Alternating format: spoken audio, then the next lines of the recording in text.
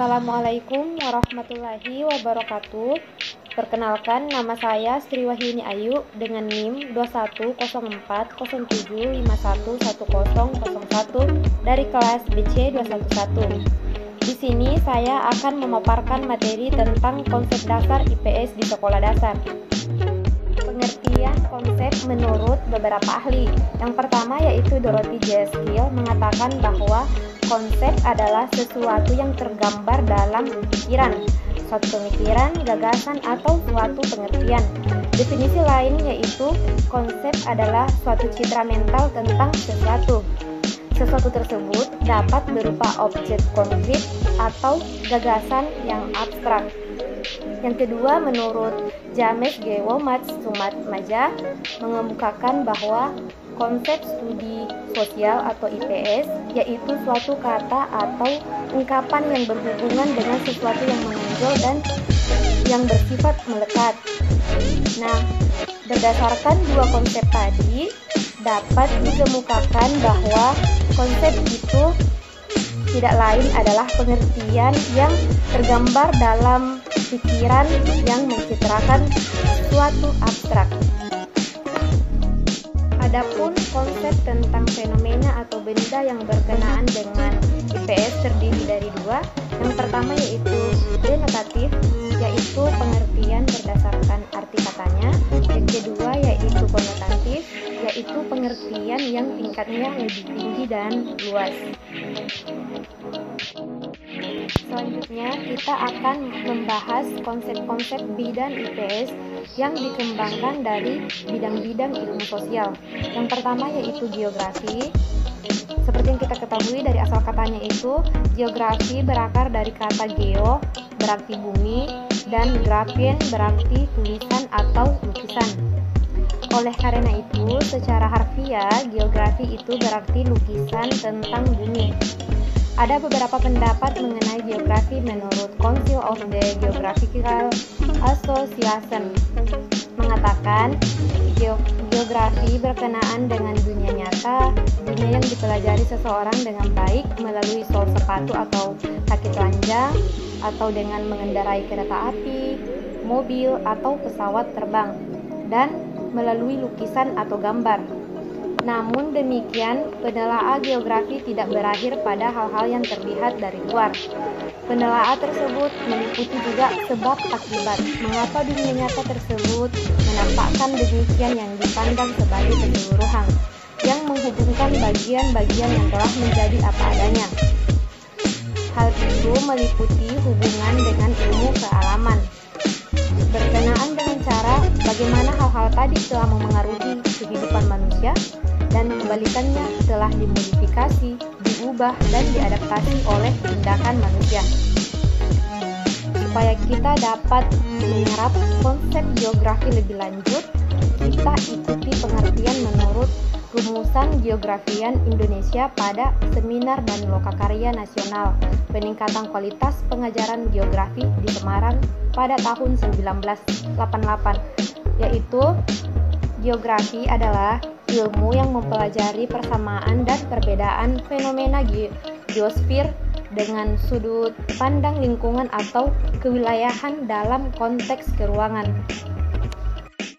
Berdasarkan dari definisi geografi tadi, jelas bahwa yang menjadi objek studi geografi adalah geosfer, yaitu permukaan bumi yang merupakan bagian dari bumi yang terdiri atas, yang pertama yaitu atmosfer atau lapisan udara, yang kedua litosfer atau lapisan batuan atau kulit bumi, yang ketiga hidrosfer atau lapisan air dan perairan, dan yang terakhir biosfer atau lapisan kehidupan. Konsep dasar IPS yang selanjutnya yaitu tentang sejarah. Pada mata kuliah IPS, sejarah ini terutama ditujukan pada pembahasan hidup dan kehidupan manusia dalam konteks sosialnya. Oleh karena itu, pembahasan sejarah di sini lebih menitik beratkan pada sejarah sebagai salah satu bidang ilmu sosial yang dapat dikonsepkan sebagai ilmu sejarah. Adapun sejarah menurut beberapa ahli, yang pertama yaitu menurut Sugiono dan Purwantara, mendefinisikan sejarah adalah gambaran tentang peristiwa-peristiwa masa lampau yang dialami manusia, disusun secara ilmiah, meliputi urutan waktu, diberi tafsiran, dan analisis kritis, sehingga mudah dimengerti dan dipahami. Kedua, menurut Kartodirjo, secara singkat mengkonsepkan bahwa sejarah sebagai bentuk penggambaran pengalaman kolektif pada masa lampau. Yang ketiga yaitu Efrain Fiskov mengemukakan bahwa sejarah adalah riwayat tentang masa lampau atau suatu bidang ilmu yang menyelidiki dan menuturkan riwayat itu sesuai dengan metode tertentu yang terpercaya. Berdasarkan konsep-konsep yang telah dikemukakan tadi, kunci dalam pengertian sejarah terletak pada masa lampau, baik berupa peristiwa, pengalaman, kolektif, maupun riwayat masa lampau tersebut. Secara singkat, sejarah itu berkenaan dengan peristiwa masa lampau tentang kehidupan manusia dalam konteks sosialnya. Sejarah sebagai bidang ilmu sosial memiliki konsep dasar yang menjadi karakter dirinya dan dapat dibina pada diri peserta didik. Konsep-konsep dasar itu adalah waktu, dokumentasi, alur peristiwa, kronologi, peta, tahap-tahap peradaban, selanjutnya ruang, selanjutnya evolusi, dan yang terakhir yaitu revolusi. Selanjutnya yaitu antropologi. Pengertian antropologi menurut beberapa ahli, yang pertama yaitu menurut Hubel, secara singkat mengemukakan bahwa antropologi itu adalah suatu studi tentang manusia dengan kerjanya. Sedangkan menurut Kunjaningrat mengatakan antropologi berarti ilmu tentang manusia. Terus menurut Versil mengatakan antropologi budaya itu tidak lain adalah studi tentang perilaku manusia. Nah, dari ungkapan-ungkapan tersebut menyatakan bahwa antropologi itu studi atau ilmu tentang manusia. Hubel lebih tegas dengan menyebutkan kerjanya, sedangkan Kunjaningrat tidak.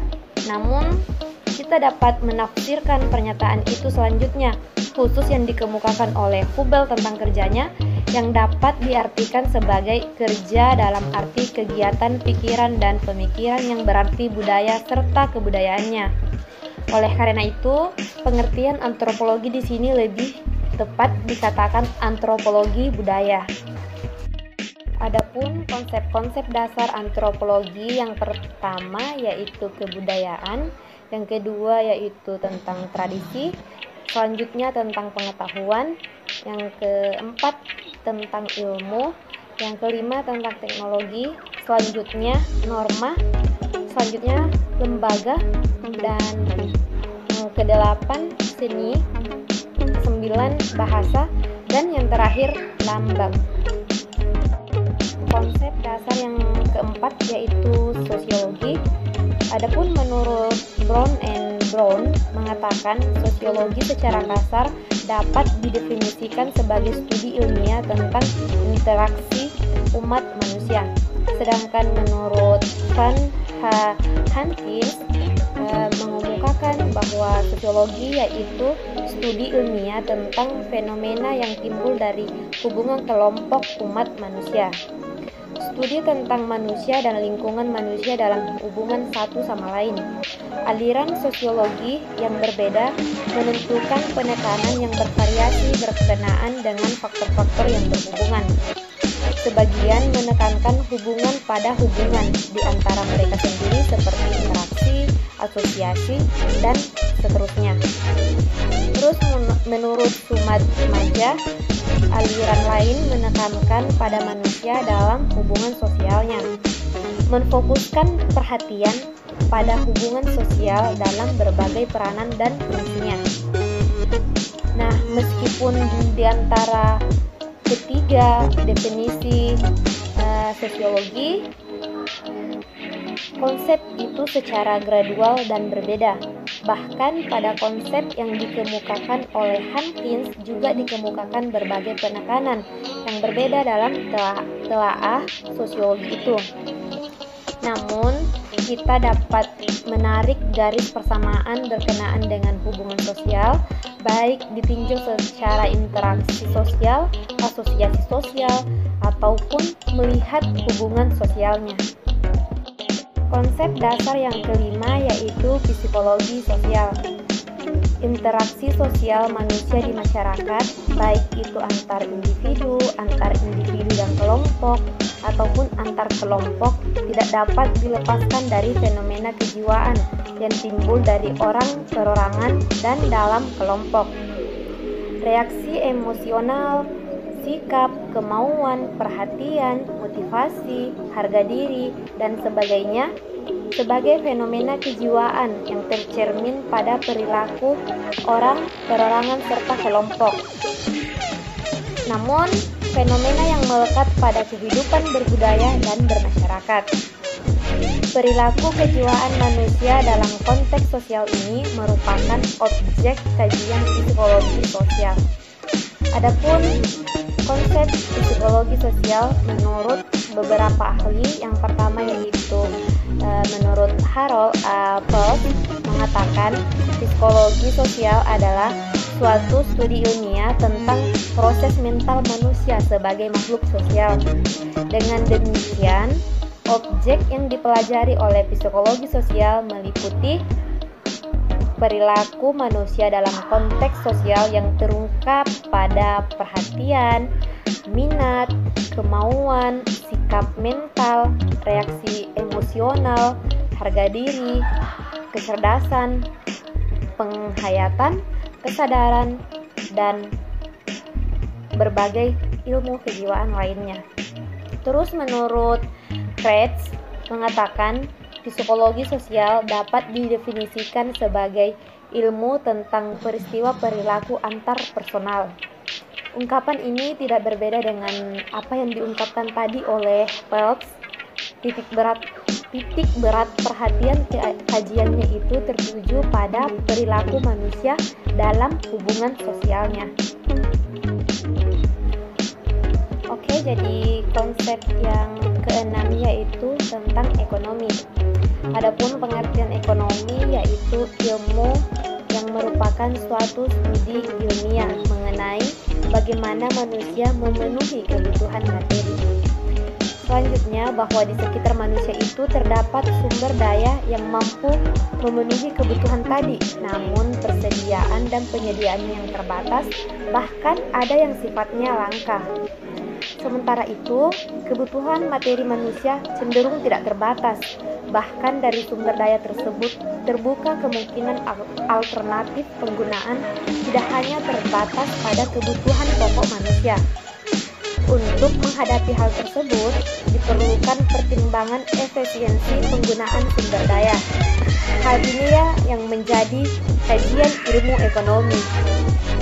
Pendidikan IPS wajib menggiring kesadaran, penghayatan, dan kepedulian peserta didik terhadap hakikat ekonomi rakyat yang menjadi amanat dalam Undang-Undang Dasar 1945. Konsep-konsep dasar ilmu ekonomi yang pertama yaitu kelangkaan sumber daya, yang kedua yaitu keterbatasan sumber daya, yang ketiga kebutuhan yang tidak terbatas, yang keempat konsumsi, produksi, distribusi, yang kelima penawaran dan permintaan, yang keenam yaitu kekeluargaan, yang ketujuh tentang keuntungan ekonomi, selanjutnya tentang keuntungan sosial. Terus ada alternatif pemanfaatan sumber daya, yang ke-10 sumber daya alternatif, selanjutnya sumber daya yang terbarukan dan sumber daya yang tidak terbarukan, terus ada modal, terus ada tenaga kerja, yang ke-15 pemuasan kebutuhan, ke-16 surplus minus keseimbangan, dan yang terakhir atau ke-17 yaitu efektif, efisien, dan produktif. Konsep dasar IPS yang terakhir atau yang ketujuh yaitu tentang politik dan pemerintahan. Adapun pengertian politik dan pemerintahan menurut beberapa ahli, yang pertama yaitu menurut Mildred mengatakan bahwa ilmu politik adalah teori, kiat, dan praktik memerintah. Sedangkan menurut Brown menyatakan bahwa ilmu politik adalah proses dilaksanakannya kekuasaan mencapai tujuan-tujuan tertentu. Dan menurut Barents, dalam ilmu politika mengemukakan definisi ilmu politik adalah ilmu yang mempelajari kehidupan negara yang merupakan bagian dari kehidupan masyarakat. Ilmu politik mempelajari negara-negara itu melakukan tugas-tugasnya. Terus yang terakhir yaitu menurut OSIP dalam buku Fundamental of Political Science, ilmu politik adalah ilmu sosial yang khusus mempelajari sifat dan tujuan negara sejauh negara merupakan organisasi kekuasaan beserta sifat dan tujuan dari gejala-gejala kekuasaan lain yang tidak resmi yang memengaruhi negara. Nah, dari 4 definisi ilmu politik tersebut di atas dapat dikemukakan garis umum bahwa ilmu politik merupakan ilmu yang mempelajari kehidupan negara, mempelajari negara melakukan tugasnya mencapai tujuan tertentu sesuai dengan tugas tersebut, terus mempelajari kekuasaan penyelenggaraan negara dan mempelajari kekuasaan pemerintahan negara. Itulah tadi pemaparan materi dari saya tentang konsep dasar IPS di sekolah dasar. Semoga bermanfaat untuk kita semua. Terima kasih. Kurang dan lebihnya mohon dimaafkan. Assalamualaikum warahmatullahi wabarakatuh.